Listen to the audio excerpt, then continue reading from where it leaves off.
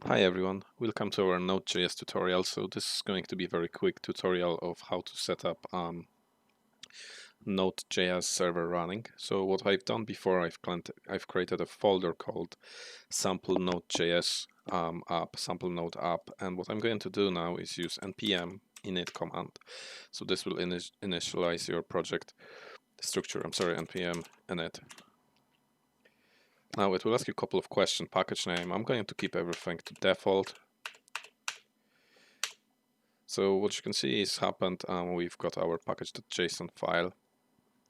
So what we need to do now is create a new file, and let's call it index.js. This is going to be a starting point of our application. So going into Node documentation, official Node documentation, to create a server, we need to require the built-in HTTP module. So I'm just going to copy this line of code, type in.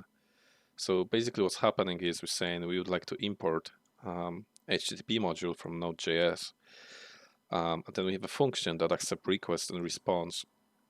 It sends some kind of hello world response, and this code is basically responsible for creating our server. And then the server will listen port 8080. We're going to change it to 3000. So here we go, node index.js. And we don't have any console logs, so you won't actually see output if the server is listening. But what we can do, we can run postman, for example. And we should expect to get hello world back. So what we can do now is we can say localhost 3000.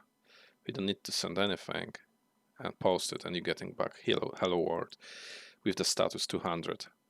Now, what we then actually do is in plain Node.js, you could have if statements saying if request dot URL equals, and let's say we're gonna put custom endpoint. I'm going to send user back say the same string, just some custom endpoint. We could have another if called endpoint 2.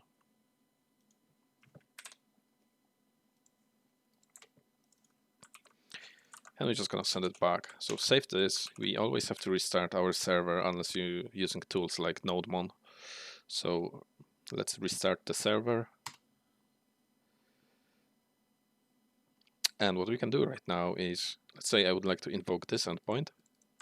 So I'm copy the value, paste it here. So I should expect custom endpoint in response body.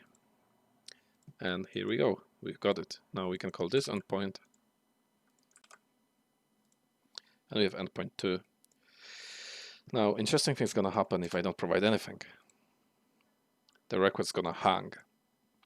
And the reason for this is that we didn't specify what action will be taken if user tries to hit endpoint that doesn't exist. So our server is listening for all the requests on this port number. But if you have to catch any kind of possible endpoints or errors and so on that your end user may do. So I hope you enjoy it. Thank you. See you next time.